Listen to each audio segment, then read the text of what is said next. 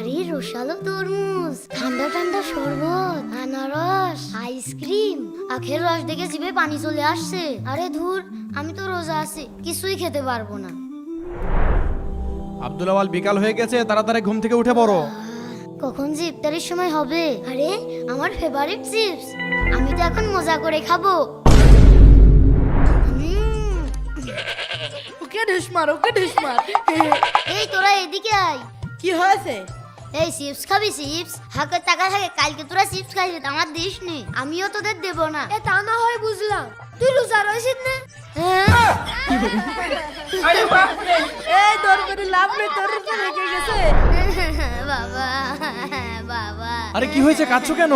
বাবা আমি ভুল করে চিপস খেয়ে ফেলেছি, তো? আমার তো রোজা ভেঙে গিয়েছে।